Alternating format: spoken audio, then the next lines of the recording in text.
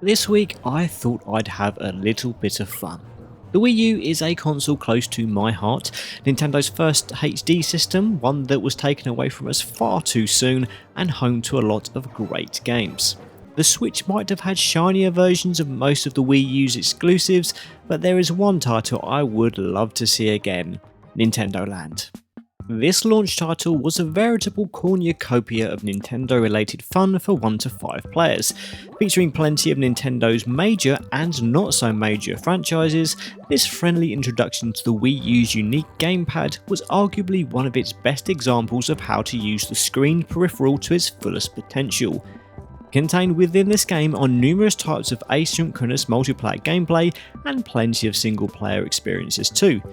Nintendo Land is split into several different minigames, or attractions as this game calls this unusual theme park themed game, but for the purposes of this series we are of course focusing on one particular segment of this amusement establishment, that is of course the Metroid Blast attraction.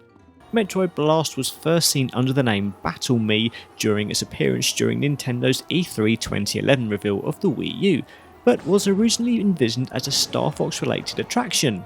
It definitely does fit, and I swear some of the game's sound effects are taken from Star Fox 64.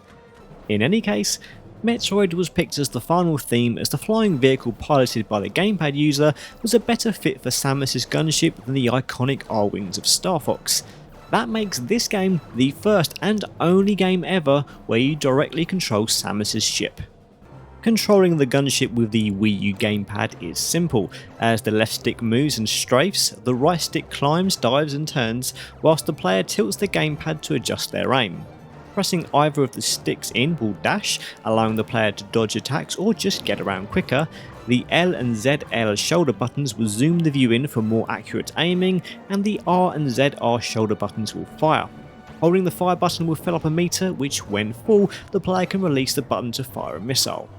But players also have the option to play the game outside of the gunship too, but they will need to use a Motion Plus enabled Wii Remote and Nunchuck. On foot, the player moves with the Nunchuck stick, uses the Wii Remote to move the reticule, or hold A whilst moving the remote to look around. The B trigger is used to fire, and if held down and released when the meter is full, a bomb will be thrown that causes a massive spherical explosion. Z on the nunchuck will activate Morph Ball mode, which is mostly useless, while the nunchuck C button is used to zoom in for more accurate aiming. 3 game modes are available: Assault mode, Surface Air Combat, and Ground Battle. Assault mode is the main campaign style mode that can be played in single player or cooperatively with 4 other players as they aim to complete 30 missions that range from destroying waves of enemies to collecting tokens littered around stages or even battling some tricky yet familiar bosses. Players have 3 life points that are depleted once hit.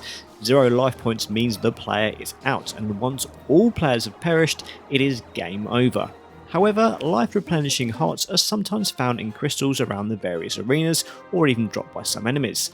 The creatures throughout Metroid Blast are mechanical versions of some of Metroid's more recognisable enemies such as Gemas and Zebesians, as well as some new foes created just for this game, and players will be pleased to know that both Ridley and Kraid make an appearance as truly tricky boss battles.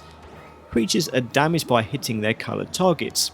Blue targets turn into yellow targets once shot, which are then turned into red targets, and shooting red targets will defeat an enemy, while some tougher foes have multiple targets that need to be hit before an enemy is destroyed. I particularly enjoyed the Kraid boss fight, where you have to shoot a number of weak points to make his mouth open, before firing a bomb or missile down his throat to destroy him from the inside. If you're good, you'll be able to finish all 30 missions in about 4 or 5 hours, but the game does register whether you finish missions in the air or on foot. Plus there are also master objectives that add some bonus challenge and bragging rights. Some missions are definitely easier depending on whether you're in the gunship or on foot, and it definitely helps to have the full complement of 5 players helping you out. Of course, as you only ever have one gamepad, the remaining 4 players will need to play using a Motion Plus enabled Wii Remote and Nunchuck. The remaining game modes are competitive multiplayer. In Surface Air Combat, 2 to 5 players can battle in teams of a player controlled gunship versus up to 4 players on foot. Meanwhile, Ground Battle pits 2 to 4 players against each other in on-foot combat, where players have to collect the most tokens, shooting the other players to steal theirs, with the winner having the most once the timer runs out. Now, I didn't have a chance to get some players over to play some multiplayer for the purposes of this video, but over the last decade I have spent so much time playing all of these modes with friends and family. Both the gunship and on-foot modes are evenly matched and it is a whole heap of fun, definitely one of the best mini-games within Nintendo Land. Of course, the elephant in the room is that this is nothing like a Metroid game. Other than players controlling their Mii's dressed as Samus and fighting recognisable foes from the series, there isn't a great deal in common with the main series. However, this game is a lot of fun, especially if you have a few friends over. The 30 missions in Assault mode are a hefty chunk of action to enjoy, whether in single player or multiplayer play, and there's potentially limitless fun to be had in competitive multiplayer. The visuals are deliberately simplistic, with chunky designs meant to resemble animatronic figures, and overall it's a fun take on the usually dark Metroid universe. The music is a bright orchestral take on several Metroid themes, and definitely brings a sense of fun to the game without being too twee or out of place. For a small part of a title based around minigames, I can't fault Metroid Blast for its simplistic nature, nor can I be angry at it for not being particularly Metroid-like in its gameplay. I did find that you really needed to be particularly accurate with your shots to hit some of the absolutely tiny targets the enemy throws at you, but other than that I don't have too much criticism. After all, this is a minigame designed to attract all types of players and abilities to Nintendo's Wii U system, and on that remit, it succeeds.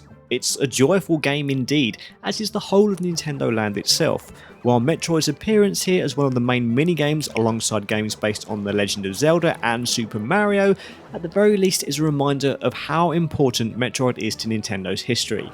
I've played this game with Metroid fans and people who have never even heard of the series, and we've all had fun together, whether that's as a team or competitively. You could ask what the point was of covering this minigame as part of this series, as this isn't a Metroid game in any way, shape or form, but I feel that Metroid Blast is worth covering for context's sake, plus I will find any excuse to boot up Nintendo Land for a quick play. Now, the Metroid series was more or less dormant at this point in 2011, a year after Other M and 5 years before the next Metroid related title. The Wii U didn't see a proper Metroid game at all during its short lifespan, the first time this series has skipped a generation since the Nintendo 64. And that title released 5 years later was possibly almost as divisive as Other M, for next week I am reviewing Metroid Prime Federation Force. The series branches out with the first game to feature online co-op multiplayer and barely any sign of Samus Aran. Tune in to find out how that pans out.